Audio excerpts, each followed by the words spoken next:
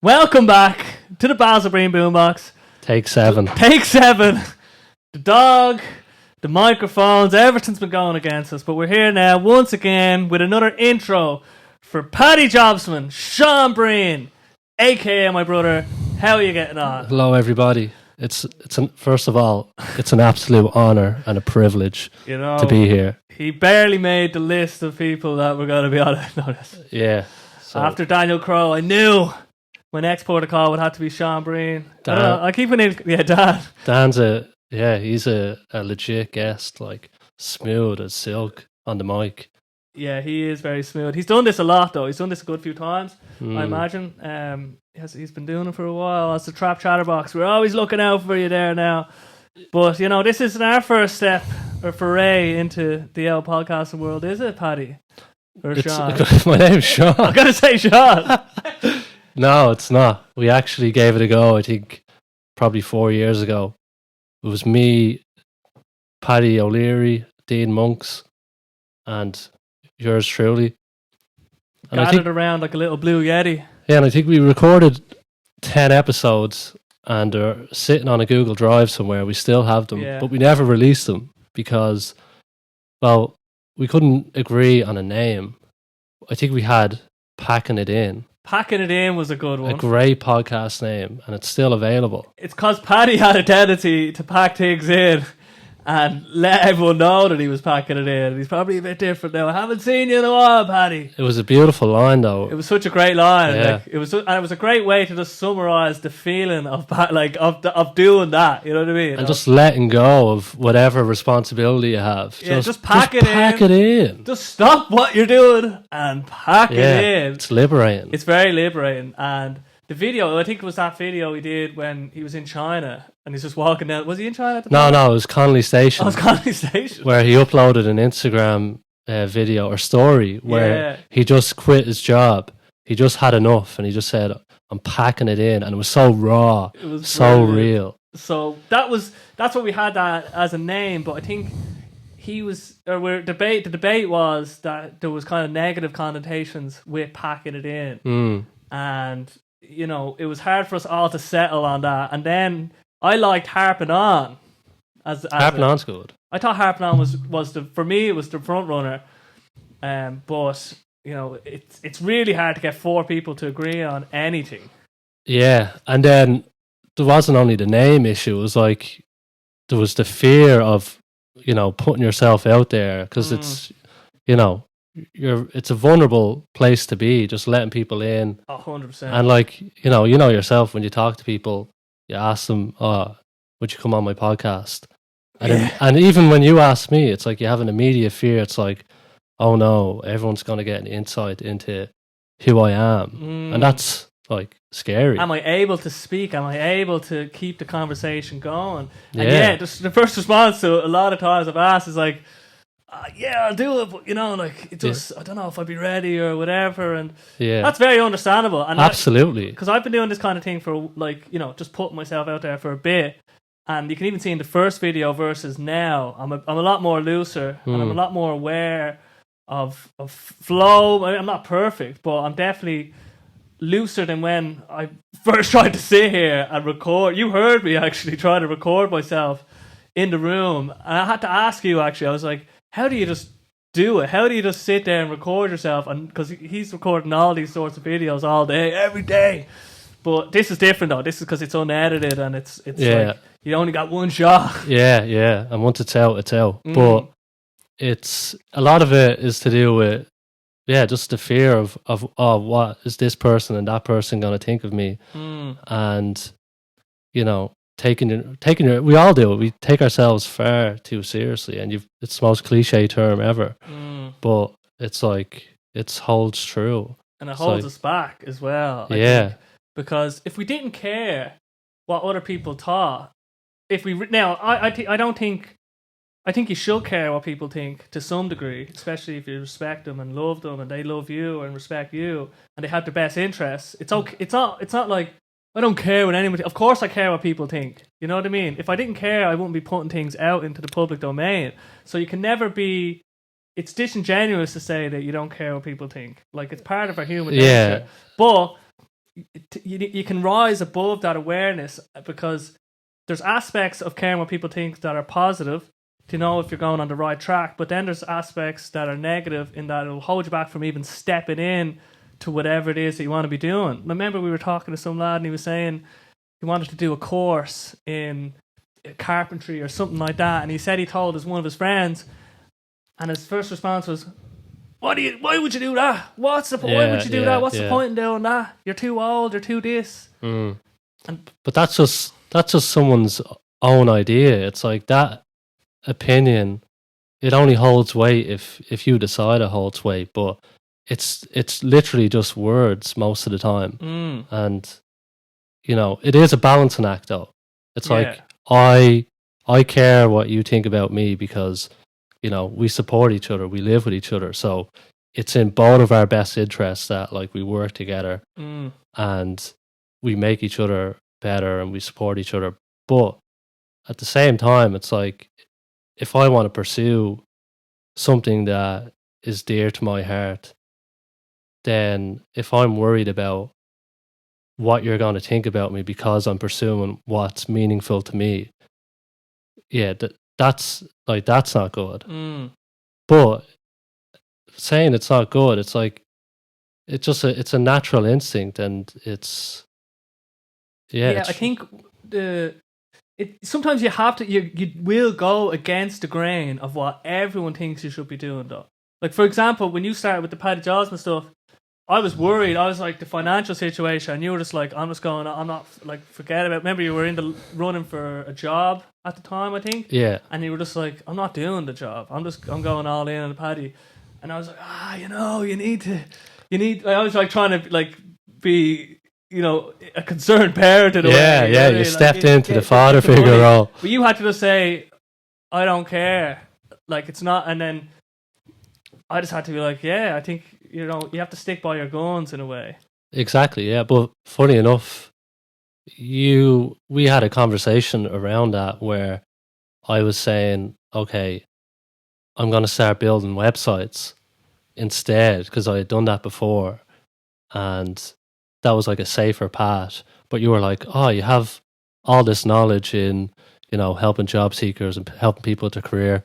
Why don't you try and do both? And I was like, I could try and just balance both. But then just one took over and I went down the jobsman route instead. You get real kind of focused on one thing, and then everything else kind of falls to the wayside. You know what I mean? There's no room for a little bit of this here, a little bit of that, which is good though. Yeah, it's like a tunnel vision. Because if you were really to give something the full shilling, then the only way to do that is to give it full-time attention.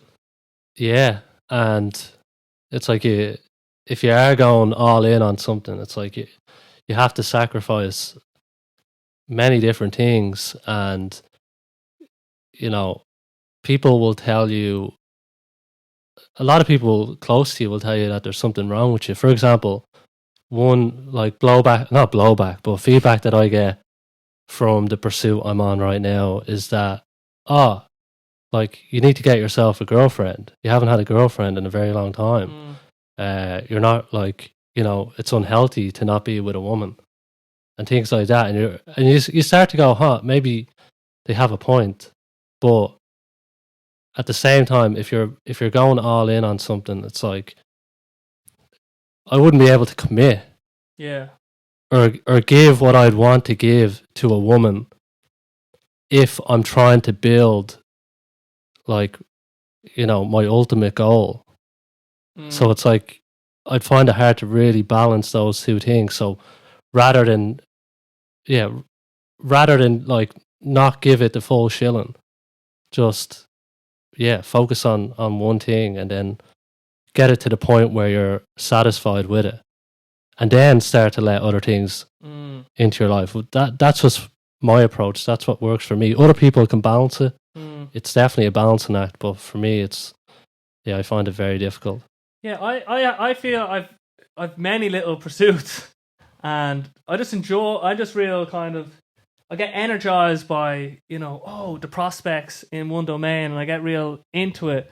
and then another thing will come along, and then that kind of spikes my energy in that domain, and then so I kind of have these little different pursuits that kind of give me energy at different points at their development. You know what I mean? Sometimes it's not all sunshine and rainbows. Like sometimes the podcast, when I have to get myself going on my own, and especially when if something goes wrong during the recording, I have to start again. That's like the down period. But then listening back and seeing improvements, that's kind of the up period, and that's the bit that I'm kind of chasing. You know what I mean? But just to go back to what you were saying there about kind of advice, any advice that you get from anybody else, they have their best interests. Well, hopefully they have the best interests at heart. But absolutely, really, they care. They think they have their best interests at heart. Yeah.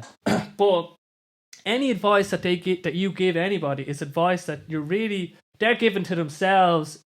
If they were you, you know what I mean? They're not actually giving it to you. They're imagining what it's like to be. What would it be like if I was pursuing this thing, and not pursuing a female interest, and then they think, "Geez, you'd be missing out a lot." Like, but really, it's actually any advice that anybody gives you is advice they're really giving to themselves. It's disguised in a way. They'd be the one missing out. Yeah, exactly. They don't, because they don't really understand what it means to be you. No one really understands what it means to be anyone. You know what I mean? Yeah. So the advice, it's just completely biased. Exactly.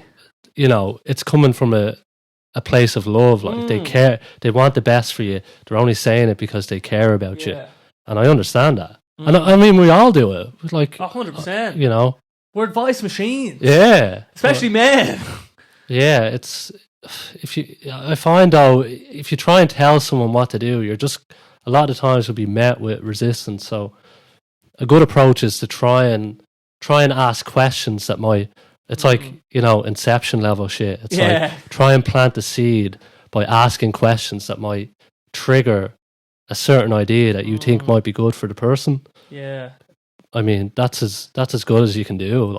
Yeah, or instead of don't eat bread, talk about when I gave up bread, X, Y, and Z happened. These positive effects happened. Yeah, lead by example is another great way. I think especially in a relationship with the opposite sex, if you go straight to things, sometimes it can just cause tension.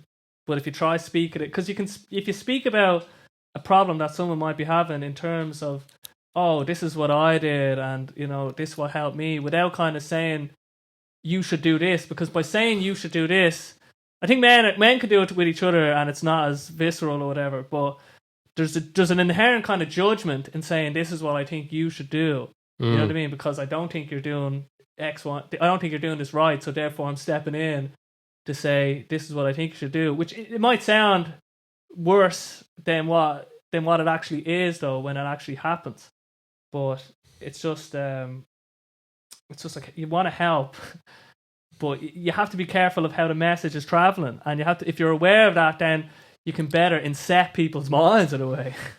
Yeah, we're talking mass manipulation here. Like this is the manipulation podcast, and we're already planting seeds that you don't even know about. Yeah, in your subconscious. By now, the Paddy course is waiting for you.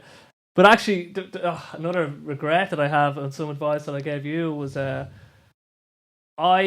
thought that Paddy Jobsman, the name was going to be bad for SEO because of Paddy Power and their jobs board that they have. I was like, oh, when people search for Paddy Power or Paddy Jobsman, they're going to see that. And I was like, what about Tommy Jobs? Yeah, and then I registered a domain. Just for everyone who might not know, I have an alter ego online. His name is Paddy Jobsman, and he wears a green suit, and he's a career advisor. But that's what we're talking about. But I decided to. Yeah, I seen a Paddy. The idea came from I seen a Paddy hat in the corner of my room, and I had all this built up library of kind of just career based knowledge and resources and research that I had just put in over a long time. And I seen the Paddy hat in the corner of the room. I was like, there's something there. Shining. Yeah, and then I just thought green suit, and then it spawned from that idea. But Yeah, I remember I registered the domain Tommy Jobs, and then Paddy O'Leary. If I'd love if he was listening, but I started, like testing what name would be better, Tommy Jobs or Paddy Jobsman, and thankfully no one said Tommy Jobs. Yeah, I was coming at it from just the wrong angle, especially now. It's like a totally different paradigm that we're in now with social media, and you're kind of pushing to people instead of pulling people. Like SEO is a like search engine optimization is about trying to hijack when people search a certain term. How can I make sure that my website goes to the top? So I was coming at it from that angle, like paddysjobsman.com. Even though if you search Paddy Jobsman, you come up because it's a specific search. Yeah. If you type in Paddy Jobs, Paddy Power will come up. But it doesn't actually matter because most of your traffic, I imagine, is coming from direct social media. Yeah, it's mainly from TikTok, LinkedIn, Instagram. So everyone's bypassing the traditional route of just going to Google. Now, it is good. Obviously, it's essential to have SEO. It's essential to have like a Google for Business page, so you show up at least on Google Maps and things like that. You have to tick all the boxes. Yeah. But it becomes about over-optimizing for the wrong thing. So in that example, I was putting too much weight on SEO and thinking that that's going to mess up your SEO strategy, because it's not. We could have a perfect strategy, but the cultural kind of phenomenon and the ethos of Paddy, it's such a powerful name, and especially in the Irish culture, and especially with the green suit and the hat. Tommy Jobs just seems like he's going to rob you or something. Yeah, Tommy just doesn't fit the bill. He's dodgy or something, you know what I mean?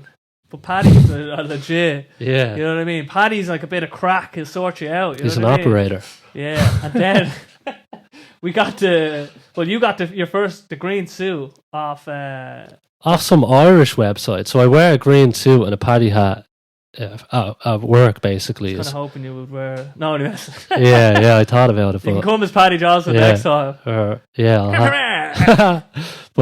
what were you saying? Oh yeah, the suit. Yeah, so the first green suit I had, in the earlier videos, was like 25 quid off some like Irish website, and it was a little tacky, but it got me to the dance, and it was what I needed just at that time. But then for my birthday, Donica and Orla, brother and sister, got me this legit like premium green suit, and it's slick, and it's serving me very well. It's nice when you can get a gift for somebody that you know that they're gonna need or use, or that it's exactly what they would love. You know what I mean? It's practical as fuck. It's hard to actually the idea of getting gifts for people.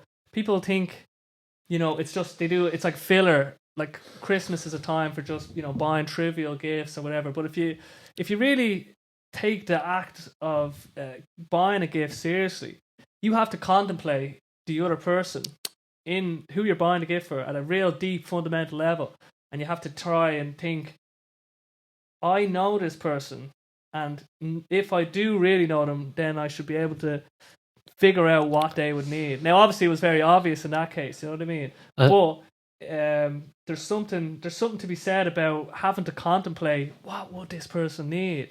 Yeah, and a good example is like our mate recently had a child, and we were like, oh, we could pick out, baby clothes for 3 to 6 months, or nappies for the next 6 months, or whatever. And then it was like, we could just give them money because they just had a child. Yeah. So like, who doesn't need money? Exactly. And so, it might sound, money's such there's no thought. We put it in a card. But I actually did think about it. I really thought about it, and I was like, if I don't know what I should get these people, and how can I really help in their rearing of a child, which I have nothing about really. Cash money, baby. And obviously, I don't think that's always the answer, but in this case it was, because imagine everyone else is going to be buying them nappies and everything else.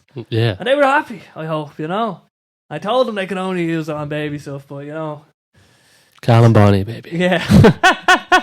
Shout out to little Sonny. I got you something nice, hopefully. Sonny McD. Yeah. Street bang bang.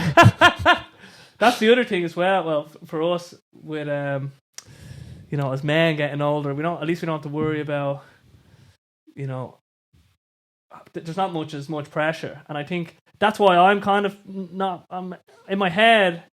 I'm like, I would love to have kids one day. You know what I mean? Yeah. Like, there's a part of me that would just love to mentor and guide a child through life, and I'd really regret. But like, I know I'd regret not doing that. You know what I mean? Yeah, it just seems like such a big part of life to just not go after. To not have experienced it. Yeah. But that being said, I don't think it's for everybody. And even if it didn't happen, either way, you just have to get on with life. Yeah. But there is a part of me that knows, just because I'm real energized by children. I love trying to teach. Yeah, like you're natural, in little moments. It's crazy how naturally good you are with kids. I think I can just get into their mode. You know what I mean? Get into their way of being. There's such a wonder and awe towards the world, and they're ready to kind of be told and explain things. You know what I mean? And see how their brain adapts to new stimuli. Like, have they thought about this, numbers and space, and even just simple things, And it's like, it's such, and especially with the busking, it allows me to kind of see and be a child myself. When I get to be stupid and silly and with little simple rhymes, and seeing how they react and the parents react in a super positive way, and so everyone can kind of see through the eye of a child in them moments. So it's not something that I'm thinking I'm never going to pursue, but for now. And and then it's also about, even if you did want it, you have to. It's not like I could easily do it anyway, because you have to find the right woman, apparently. You can't just find some random woman off the streets and hope you can do it. I learned the hard way. No, listen. But there's so it's not like, oh yeah, I'm waiting till the right moment or whatever. Like, if even if I did meet the right woman now, I feel like I won't be able to commit to it. You know what I mean? Yeah. Because it's just the pursuit of other things. I just feel that it's such a big pull to just follow the creative energy at this moment. Yeah, and there's you're nearly 31 now. Yeah. Have you told everyone your age? Happy birthday. But 31 in June. Yeah, like Quentin Tarantino had a child at 57. Yeah, so I mean, obviously I don't think you want to be too 57, mate. Yeah, but you I know, it's just a comparison. Like when that child is 20, he's 77.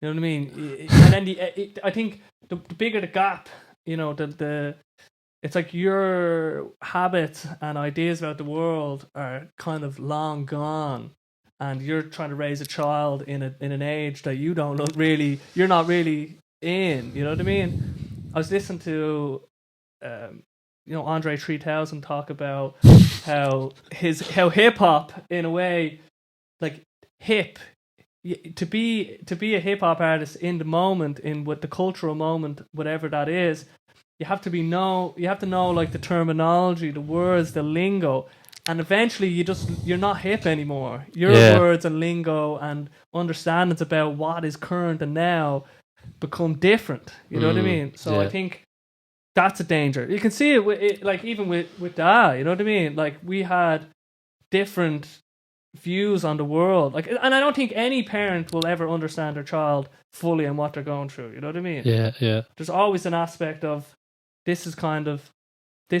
I'm thinking what's best for this child, but then that child is coming up through virtual reality and loads of stuff that we didn't even have when we were around. So it's just, I think that's just part of it. You know what I mean? But yeah. Well, look, you have time, lad. You have time. Yous are out there, women.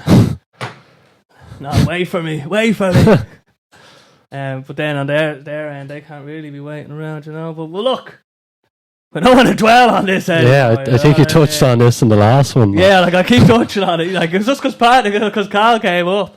It's obviously like a Freudian slip. I'm just I just keep imagining every episode. Yeah. It's just like a 10-minute segment. Yeah. It's I don't care for the Lord. I don't care. here if I never find anybody. It'd be nice. But if I'm alone, like just if I'm alone, that's okay. The smell of that desperation, like. Yeah, it's hilarious. Like, I won't be talking about it again. I'll make sure I cut it out. Fuck it out, lad. But we actually did a great little video for Paddy's Day. Maybe people have seen it, maybe they haven't. Where we simulated what it would be like for St. Patrick to be brought back into today. That's how I describe it. How would you describe it? I think it was just pure madness. Like. Yeah. It's really hard. Like, it was more just a comeback story. That was like the baseline of where we were operating from. I originally started with a movie trailer where it was like, okay, can we show St. Patrick in the gutter and rising up like a phoenix? Yeah. That's the premise, really. And it was funny because Donica here had to dress up in a Santa suit, and we were on the church grounds, and it just made for some awkward interactions. Like, but look, you have to get the shot. You have to get the shot. Like, you've only got one shot. Yeah. In this existence. That's why you have to always get the shot. It's funny when we're doing like these recordings, these videos. There's, the videos themselves. There's comedy in them, but the process of getting them done, it's like we're trying to actually be like, oh, like we have to get this shot. Yeah, it's not funny. It's I like, don't think this shot is working. I think this is, just do this. Like, I think you're doing this. I think this is better. Blah, blah. So it's kind of like there's a serious aspect to the comedy videos, or any video. Yeah, and you want to get the shot. Like. Yeah, and you can get like at each other, Oh yeah, when things aren't going right, like, but yeah, you're trying to make a humorous video. I know. Like, it's just this conflict, like. Yeah, like when we were trying to get the church shots. The plan was to get the shots where St. Patrick was looking towards the church at the main church in Skerries on the main street, Church Street. That's it. Church Street. That makes sense. But we seen loads of construction happen, and we're just, oh no, this is not going to happen. But then it actually worked out. We just drove up to the Paddy church, and then can you say Paddy? I think Paddy's a fine word. Protestant. Christo. Protestant church. The Protestant church, which is empty. Is Paddy a bad way? Maybe it is. I don't know. Is there a similar term for Catholics? Catos. Catos. No, I don't know. One of them catos. Anyway, I've Friday, no ill will towards flows. any of yous. And I won't be editing this, unfortunately, so this will be coming back to haunt me, maybe, He called them a word that shouldn't be used in the culture. But anyway, we were up cancelled 9 episodes in. Yeah, like 10. We were up at that church for the other side of the religion now, Yeah, like, where do we go with this? But anyway, we recorded the shots up there, and then we came back to the real church. I'm only messing. But we had to record the shots.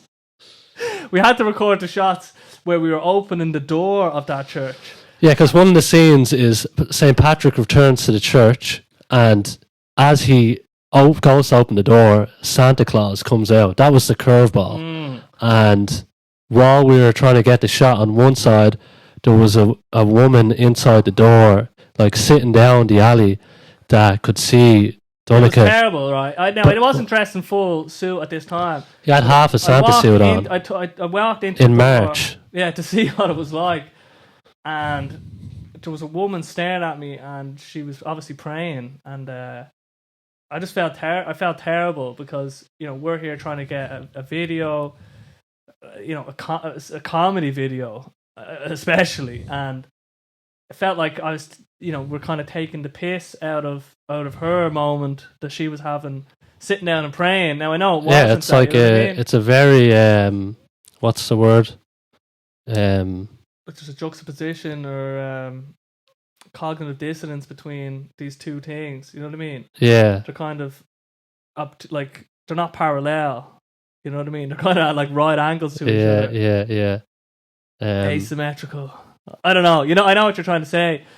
Juxtaposition, I think, would be the juxtaposition of the woman's experience having, a moment where she's like contemplating, who knows? Like putting ourselves in a religious mindset, and we're just coming in, trying to record, trying to get a shot, and like I just was we were like, no, we can't do this. So we got out of there. Side. We didn't get we didn't go for the shot. We didn't go for that shot at that particular time, because it just makes it.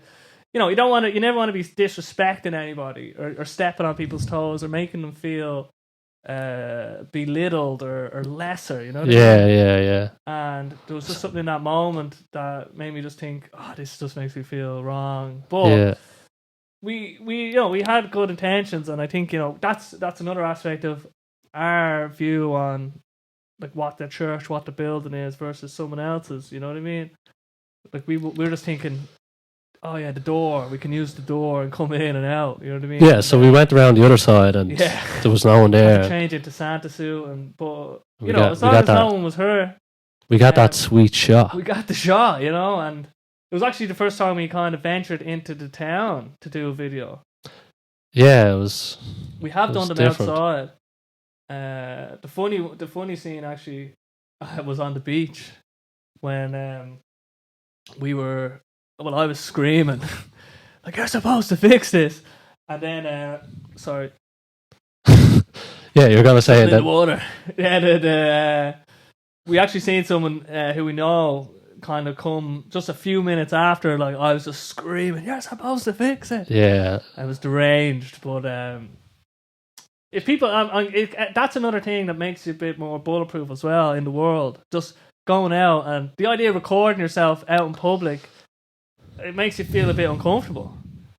Yeah, I always think back to the Hardy books where they're like in Swinford, this tiny little town, and they had to break out of that shell that they were in, and they ended up on RTE, and they ended up making a movie. Like that's insane. Just by breaking out of, not caring about what other people are going to think. Here, you know what I mean? And having to get real into it, I imagine. Yeah, because they recorded episodes. And serious and stuff. It's proper old school town where there's more like pubs than there is delis. Yeah, exactly. Yeah. So, but again, once you start doing something, then it doesn't have any power over you. So the fact that we were able to just dress up and record like near the church, like not many people seeing it, but the next time it's like, well, we already did that, so if we need to record in a more public place to get the shot, we'll be more likely, I think, to be able to do that and not shy away from it. Yeah, it's like, gradual exposure. Yeah. And even when you started this whole pursuit into sketch comedy, let's just say, or videos, you originally wanted to do animation. Yeah. That was how it started. Yeah. And then I realised that... Which is like such a step back from having to actually act in it yourself. Yeah. It's like... It was the easier way to go about it, but then you realise that to create like an animation like in a comedy form is not fun. It's really difficult, and you just think, I'll just make a funny cartoon. It's like, no, you won't. It's like you're gonna have to spend like hundreds of hours to master the craft. So I was like, okay, then. I don't know what sparked it, but we ended up getting like priest outfits on Amazon. Yeah. I think we had an idea for like a priest talk show or something. Just, inspired by like Father Ted, like the legendary show. And the humor is just, it doesn't get any better. Yeah. And that whole experience of just like getting in front of a camera is kind of what led me to where I am now, because after we started recording them videos, I came back and started doing at the last company I was working at. I started doing advice videos off the back of doing the comedy videos because I felt confident in front of the camera. So it was like that gradual exposure of putting myself out there. Like, I mean, people could say we made a show of ourselves. We were like these long monologues in priest outfits, talking all sorts. Yeah. Like we were talking about a priest like committing, I don't know what, like some sort of sexual act. Yeah, like he said he was shagging, like, and he was coming clean on a priest talk show. Yeah. So like when you go from that to giving advice videos about like your career, it's like nothing. It's like you're completely bulletproof. Yeah. And then it led me to fucking, where I am now, where it's nothing to just take the camera out and start recording yourself. But yeah, the gradual exposure is, even if it's the smallest step, can make a big difference. You had an inkling that this was something that you could potentially enjoy doing. I want to just start creating videos, whatever.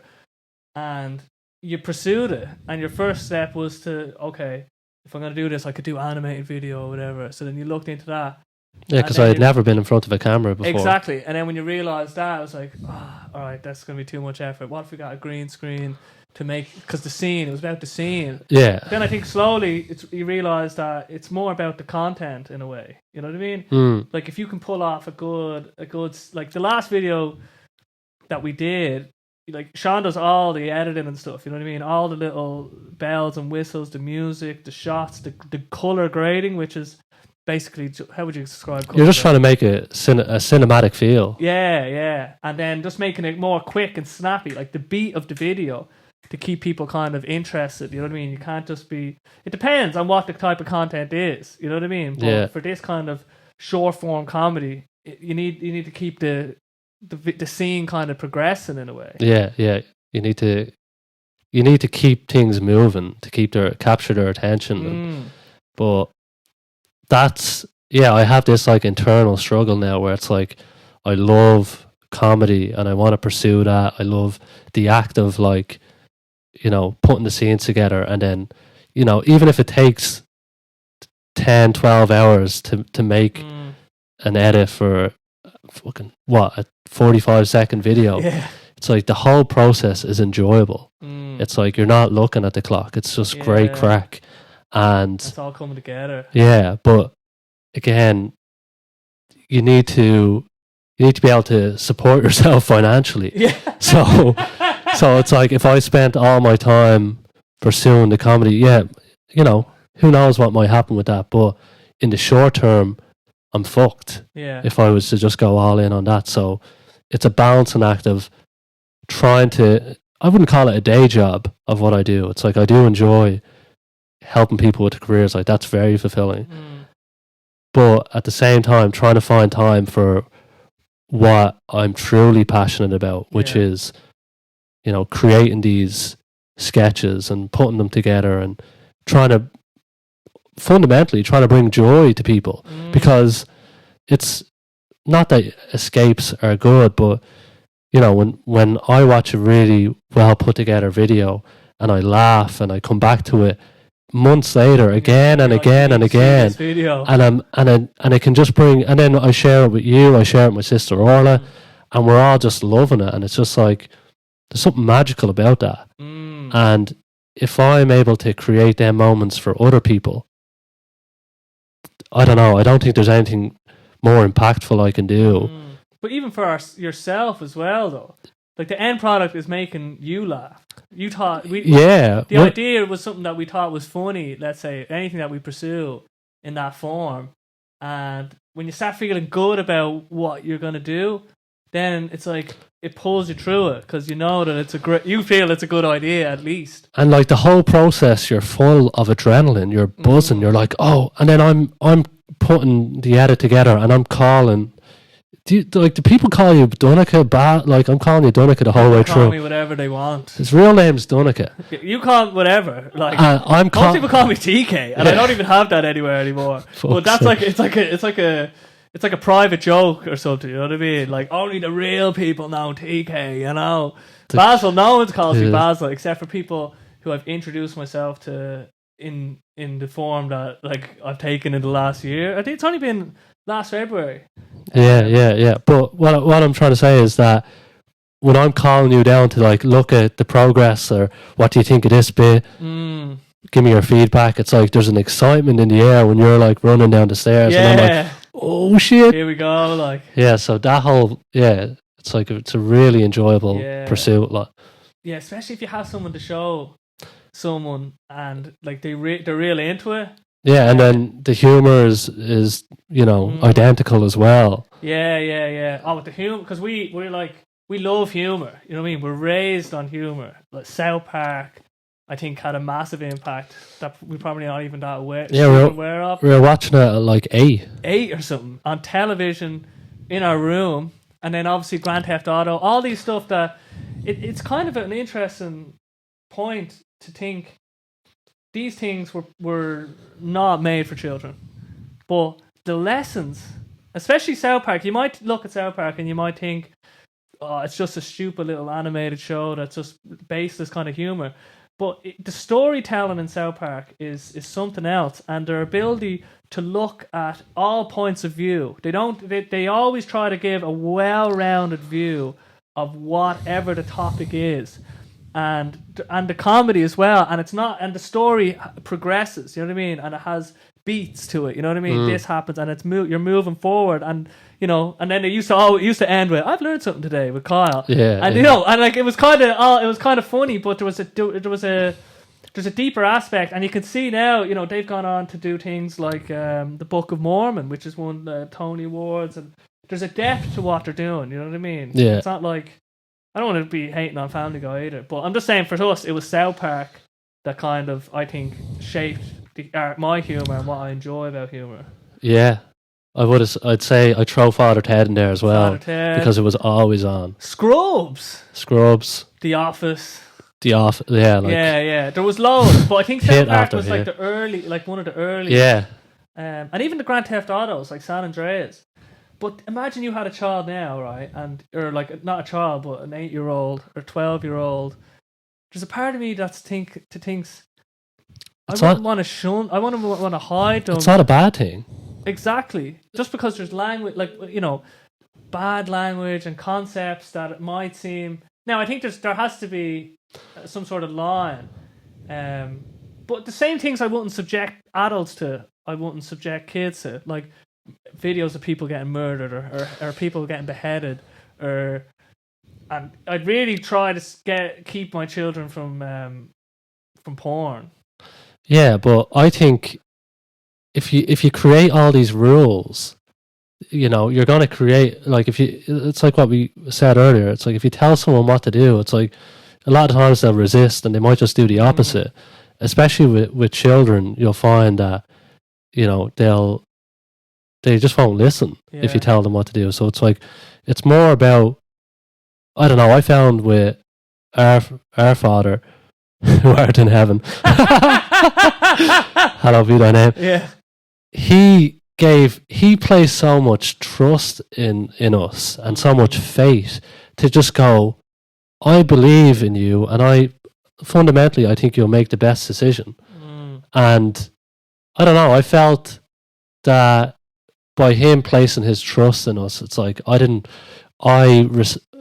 reciprocated by not throwing that back in his face, not trying to let him down. So watching things like South Park or playing San Andreas wasn't going to cause me to, pick up a chainsaw and go swinging it around. Yeah, like there was lines that existed, but they all kind of revolved around respect for kind of others and society in a way, like for school or anything. If it was any kind of disrespect or something that we might have inflicted onto somebody, like in any kind of way, I think the line was, do unto others like they would do unto you. Like, I think that fundamentally was at the root. Yeah, and you knew by just the disappointment. It wasn't like we were getting 40 lashes. It was like there was disappointment, and that hit harder than anything. Just letting them down. So I think that really it was a great way to be reared. Yeah, we had just so much freedom, especially even around Mourneview when the construction sites were being built, and we basically had we'd go out and you'd be out all day, and your runners would be getting stuck in puddles, and you'd be like you'd be just destroyed. But you had this kind of, it was like a gymnasium, like a whimsical landscape of foundations being laid for houses and Muck Hill Mountain. And this thing was like, I don't know how many feet. Like as a child, it seemed like 40 feet or something. Just a mountain of muck. A mountain of muck that we were all just running up and like just sliding down. Like they set up pipes to slide down, and then there was like a little lake that formed at the bottom. Yeah, from we were going around in little rafts. You'd fill the kind of crates with foam. Yeah, oh man. Honestly, it's just like never ever land. It was the best. I just can't believe how lucky on so many fronts. Like I've been unlucky on some fronts, but in relation to my childhood and the freedom that we had to just go out and come back, and I don't know if that's. Well, I look around now, there's not as many people probably out. You know what I mean? Yeah, like we used to play chasing around the block, around 2 blocks. Yeah. And it was like, it seemed like it was almost every night where there could have been, 10 to 15 of us. And it was just like, it was always on and everyone was like hiding in back gardens. And you learn just so much from that, like working together, you know what I mean? Yeah, plotting. And fairness. Like, fairness, I caught you. Caught 1, 2, 3, yeah. Caught 1, 2, 3. You didn't say 3. 1, 2, 3. Yeah. And if you said 1, 2, 3, it's like, you had, and it's like you did. I caught you. Yeah. There's always going to be a little bit of tension, but you do learn the rules of the game, and fairness, I think, becomes a massive part of being able to deal with people. You know what I mean? The concept of everyone needs to have the same concept of what is fair, or at least a close enough estimate. Yeah. Otherwise, you just can't get along with people. You can't make friends, or you can't interact. You can't decide on. What work should be done by who, whatever. It's a big problem, and I think if you remove play, like kids, people need to play. I think because we've been brothers and we grew up together in the same house, and we were always together, so we obviously learned social cues from each other. You know what I mean? Yeah, which we were very lucky to have. Yeah, exactly, and I don't know what. Well, I mean, imagine the future would just be people sticking on their VR, like getting like Playdate Simulator 2. You know what I mean? Who knows? Who knows? But I think it is important to kind of have that bedrock of social interaction. Apparently, this is from Jordan Peterson. Now you could probably double check this, but there's something about if you haven't made any friends by 4. Or if you weren't able to make friends by 4 or 5, or it could be, let's just say it's 7 to give a bit of hope. Yeah, I think it is. You're going to have a very hard time making friends after that. Like, it's nearly impossible. Yeah, forever, like. And the data is in! Yeah. Whatever he'd say, you know what I mean? Yeah. So, you got to get out and you got to play. If all them 3 and 4 year olds are listening, get out and play. Yeah, who are we talking to? But the other aspect to the Paddy Johnson experience that I've noticed. It's going to be the name of my podcast as well. The Paddy Johnson experience. What do you think you name it? I don't know. I was thinking about the Paddy Jobcast, but I don't know. The podcast? Paddycast? The pod, yeah. You know what? I don't know. Anyway. I think to be a bit, not like Boombox for me was... Obviously, there's the alliteration, but it's different. There's a Tim Ferriss show, Experience. Experience is good. I don't know. Yeah. But Experience just feels like no one can do that now. JRE, shout out.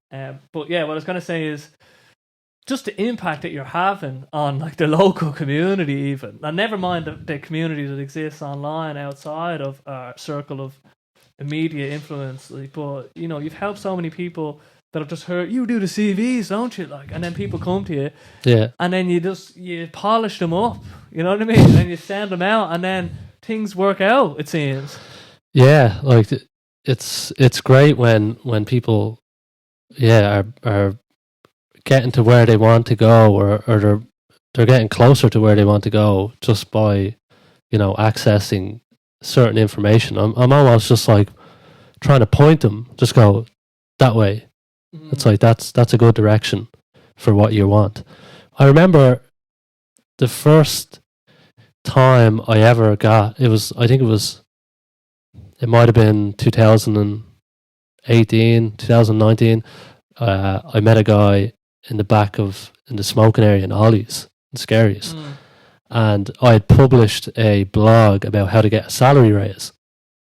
This was with an old company, and I was mainly working with employers to help them recruit staff, but from time to time I would dip in to help job seekers and give career advice and things like that.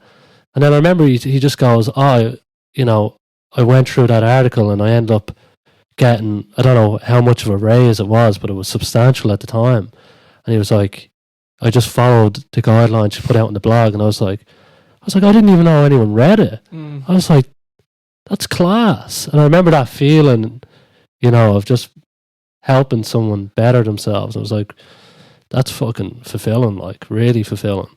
So it was like, when I got kind of fed up with working solely just almost like a mediator between employers and job seekers, and mainly just working with employers to help them find candidates, it was like, it's a totally different dynamic when you think. Yeah, and it was this. When you're on the employer's team, it's just about, trying to like finagle people into applying and making sure they get reach and get applications, and you're trying to justify the service, like, we posted here and it reached this many people, and there's a lot of just a lot of numbers and a lot of posturing in a way. While working with job seekers directly, it's like you're really making a difference, and you can really make a difference. And it's not just like you're putting a blanket out, you know what I mean? Like when you're trying to help the employer, it's just like you just need to try and help them fill their job, but it doesn't feel as nearly even as good as what you're doing now. It's pretty soulless, to be honest. It was just about making money. That was getting ad revenue. That was the majority of it. But with helping job seekers, it's far more. It's you're working with them on a very personal level. Like people open up to you and share what's really going on, and that's when they're sharing their innermost problems with you. It's like you feel a responsibility to do everything you can to just help this person with what you have, and they're letting you in. And it's really a privileged position to be in, to be able to just have that experience. But the CV is such a personal thing. It's just like, this is what I've done with myself. And this is what the world is basing my value on. And like, I don't agree that that's obviously the only way, but in the current economic game, how the system is set up. If you're just talking pure economic value, this is what you have in order to convert into money as a basis. And it's only one sliver of the person, and this is why I find people lack a lot of belief in themselves, a lot of confidence. Is because they're viewing themselves only on this one sliver of how, like you said, the system that's in place views them. And I'm also learning more about how school has played such an impact in how people view themselves and what they're capable of, because we're only having this conversation on Paddy's night, and late into Paddy's night, late into Paddy's night, and I didn't realize it at the time, but in school now, I hear that this doesn't go on anymore, but in school they would put people who they didn't score as well in exams compared to other students, or perhaps they had more energy. They group people by their score, in a sense. Yeah, and they put them all in one room together, and they were aware that, okay, all the people who perform well in exams, and they study hard and whatever, they were all put in one class, and then these other people were put in another class, and then they're not immediately, they view themselves as lesser than the other people. And this shift in their mindset it doesn't just, it's not just while they're in school. That stays with them for into adulthood and shapes the opportunities they go for. It shapes who they view themselves as, and it's crippling to people's belief in themselves when it's like it's this false belief they have about who they are and what they can do, all because of how the school system decided where to put them. It's crazy. It's an interesting problem though when you think about it, because there's no point in putting, let's just take maths as an example, because it's either you're on team maths where like you have an aptitude for maths, and then some people really struggle with maths, you know what I mean? So, yeah, like me and you. You're really good at maths. Yeah. So you had to teach me for the leaving cert, and I scraped it.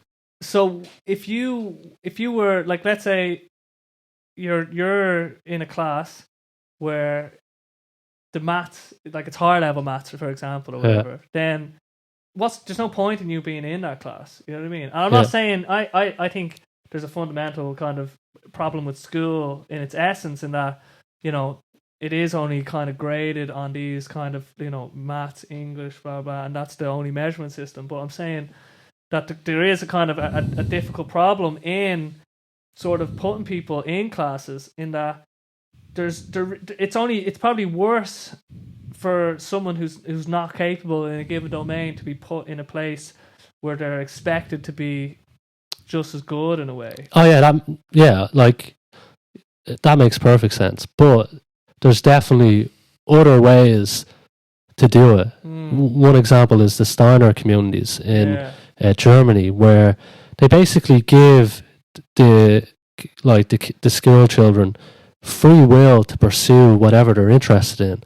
So if someone is creative and they've high energy, it's just like, you go paint all day. If you like that, just go paint. And that allows them to pursue what is meaningful to them. They're not judged upon anything. They're just allowed to be themselves. And that's like one really good example of a different way of doing things. 100%. I think, if we could all afford like the Steiner method of teaching, as in, it's a problem in kind of public schools, I imagine, with the amount of population that there is of children. And, you're trying to make sure everyone has a good education. I think in these Steiner schools, there's a limit on how many, the pupil to teacher ratio, you know what I mean? It would never reach like 30 students or whatever, it would always be kind of more personal, yeah, and that obviously is ideal, you know what I mean? But, hire more teachers. Yeah, exactly. Look, it's a I know, it's a difficult problem. Yeah, it is. And there's many ways of trying to address it. And I think, trying to figure out how can you make people feel that they're not lesser.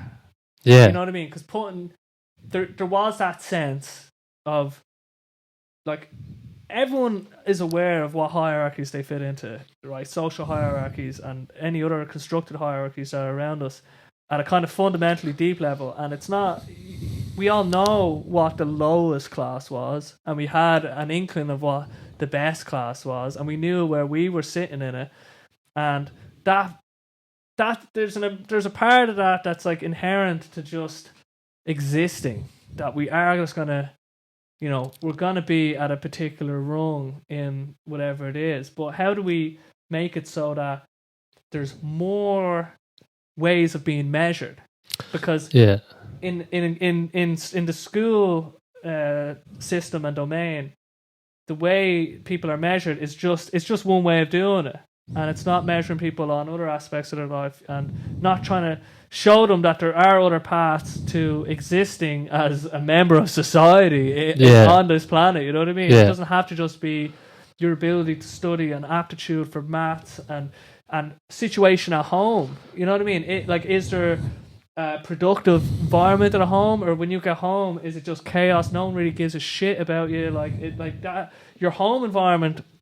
And how your parents are reacting and trying to push you in whatever particular way or not push you, it has a massive impact as well. And everyone's situation is so different. Yeah. So it's a very difficult problem to solve. It's just that old kind of well, it's not really an old adage, but it's if whatever kind of class you're born into, like statistically speaking, if you look at, you know, if you're born into a lower economic situation, more than likely the chances are you're going to not really move into a higher economic situation as you get older, like statistically. And then if you're born into like a, you know, a financially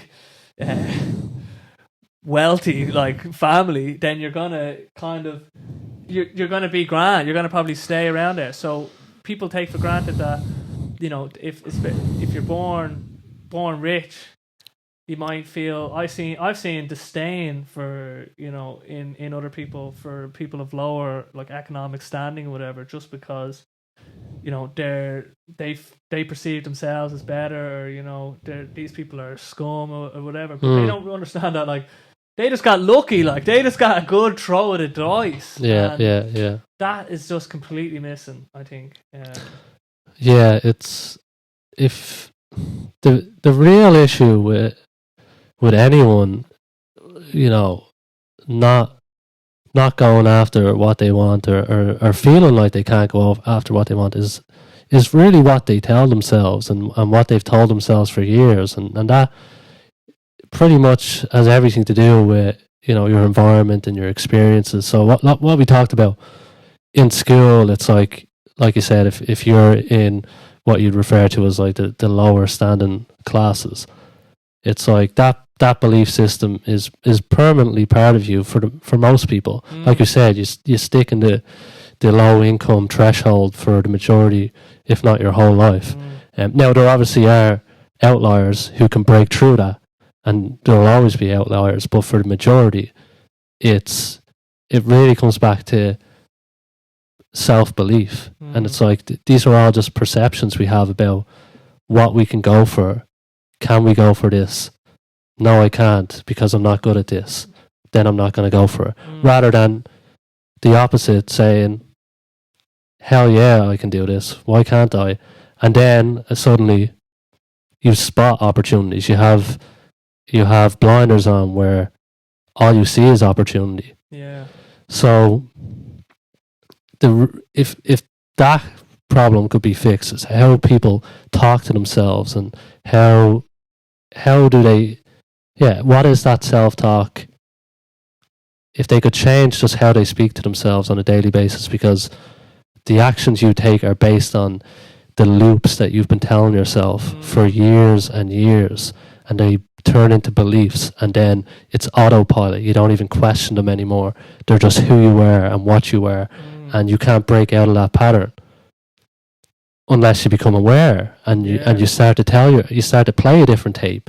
And even though that, you know, the tape telling you you're not good enough is playing, you say, no, I'm going to play a different tape, and eventually you can change your entire reality. You can change everything. But it all comes back to just, do you believe in yourself or not? Yeah. That's really it. Belief in yourself is it's like the most sort of fundamental characteristic that will generate positive outcomes in your life, you know what I mean? And positive mental states as well.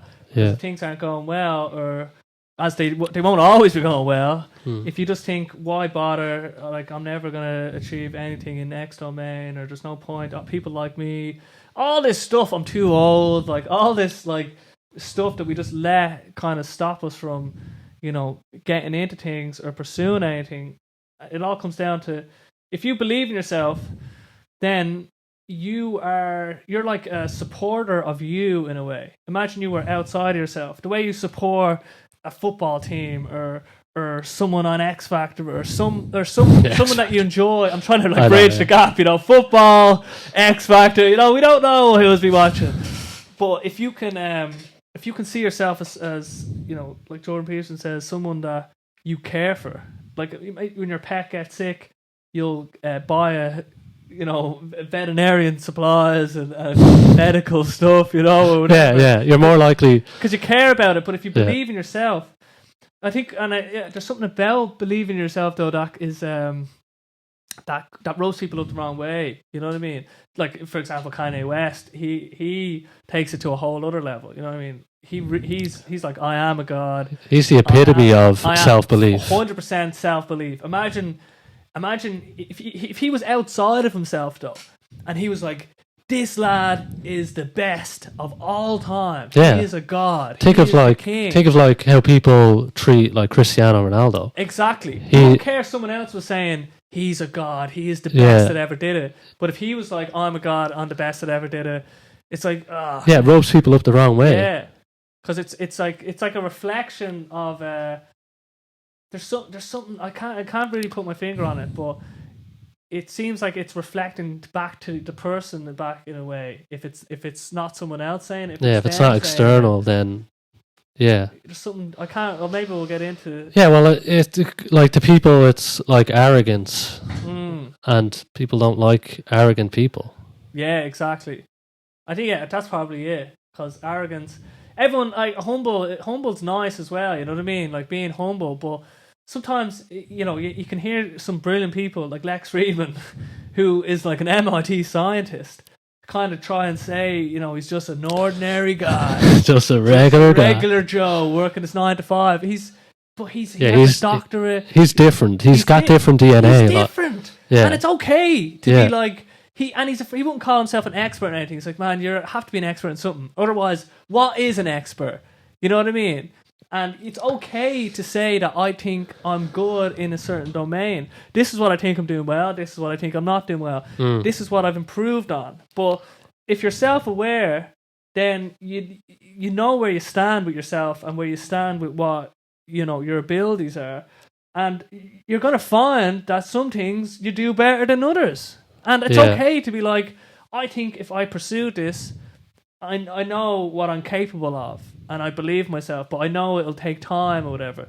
Yeah. Instead of thinking, I could never do that. Yeah, but there are better, like Kanye West is an extreme example of like, super belief in yourself. But people like, Conor McGregor or Cristiano Ronaldo, it's like, some people might call them arrogant, but for the most part, like people buy into the fact that, okay, they believe in themselves. And like they're treading across a certain line that it's more acceptable. Like when Conor McGregor was on the come up, like no one thought, oh, this guy is too cocky or anything like that. It's just like, fuck yeah, he believes in himself, like, and everyone could get behind it. But obviously, you got the skills were there as well. So it's like a perfect, a soup of everything coming together.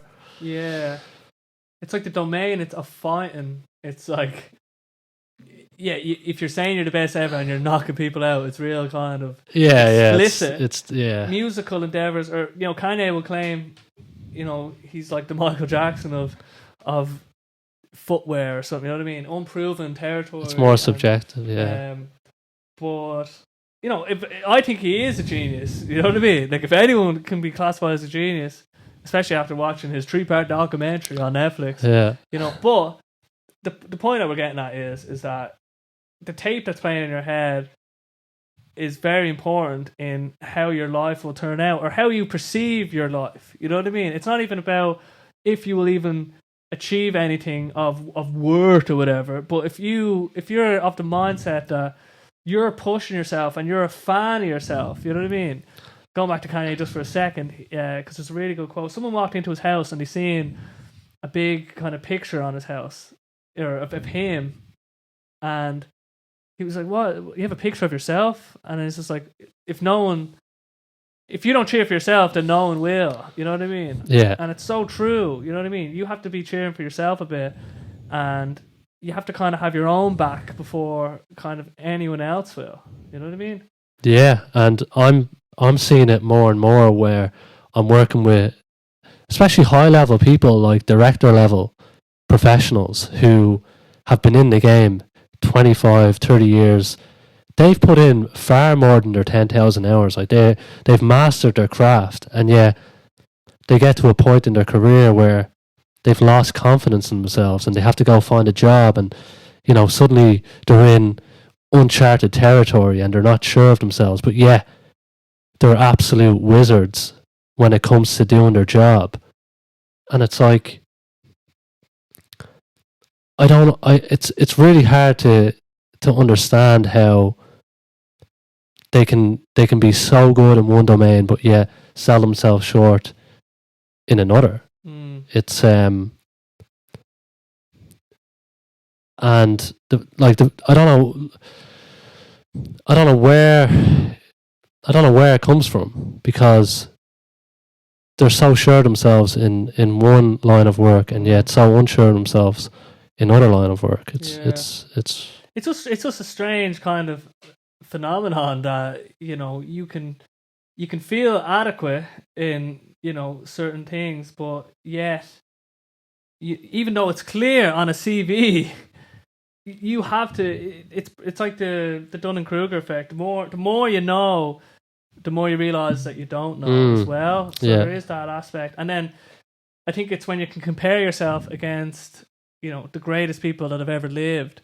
Like, not only are our brains now comparing ourselves with the current 0.01% achievers in given domains, we also have history, people that have come before us, and it's just like there's already people that are so much better, whatever, instead of just thinking, like, if we were able to just compare ourselves to ourselves, I think that would be the most beneficial for everyone. Yeah, just be a little bit better than who you were. But it's yesterday. hard. It's hard. You know what I mean? It's hard to kind of to do that, because you do compare yourself against other people, and you just need, again. I think if people imagine you could just teach people to be aware. Like, when did you start become, like, I don't know when I started becoming aware of. Aware is like, it's such a fundamental shift, because there's an honesty in awareness of because if you're aware of who you are as much as you can be, then you're not deluding yourself as well. You know what's going well and what's not. But it's like we delude ourselves in either thinking we're too good or too bad. But there is that kind of center ground where there's an awareness of your own potential and your own kind of standing currently and where that could go. But I'm trying to think, like, obviously there's meditation, Alan Watts. Like, I listened to a lot of Alan Watts before I meditated when I was younger. Like, when I was going to DCU, actually, I got all his tapes on like Pirate Bay or something, like the Out of Your Mind series, and that opened my mind like to so many different avenues of thought and thinking, and it was very beneficial. But I don't even think people are aware. I think being aware of your thinking, being aware of thought as thought, is such a breakthrough that you don't need to meditate like for 20 years and meditate every single day. I think you can get the message. I think once you kind of see thought for thought and what it is, and you have that kind of insight, then it kind of stays with you. Yeah. The thing though with being aware is like, okay, you become aware of, you're telling yourself whatever about a certain shortcoming, and you know what's going on, but again, it's really hard to break the pattern, and you can't stop it. Like, you're aware it's going on, and you're like, yeah, okay, I want to stop this. I'm going to think something else, but then it just kind of overpowers you in a way. But one thing, like, definitely don't have it figured out. Like, I go through struggles. I have my own demons every day, but trying to do the things that, fundamentally, if you're pursuing something, if you want something, if you're after something, doing the things that will get you to that place, to that goal consistently, I find makes that, whatever that voice is, it tends to make it a little bit more quiet. And taking action seems to be a great solution to, like, just removing them demons. Even if you feel like you're not ready for whatever it is you're going for, because most of the time you won't feel ready. You're never ready. So ready is a subjective illusion, and you can't wait as well. You can't when I get all these ducks in a row, then I'll be able to go for it. Because there'll always be more ducks. Yeah, so that moment will never come. So it's like finding the courage to just go, fuck it. I'm just gonna go in and see what happens, and allow yourself to be a fool as well.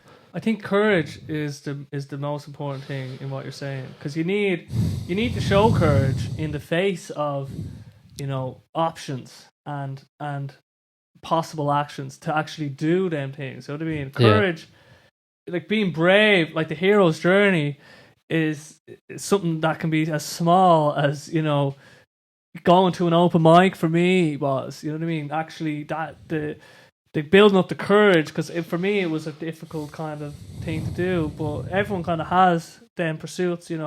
Maybe it's applying for the course that they've been thinking about, or going traveling when they've been thinking of it for so long, but they're afraid of what that will mean to how their parents will see them, or or they'll lose their friends, but they have it in here, but and then their inability to kind of be brave and step into it.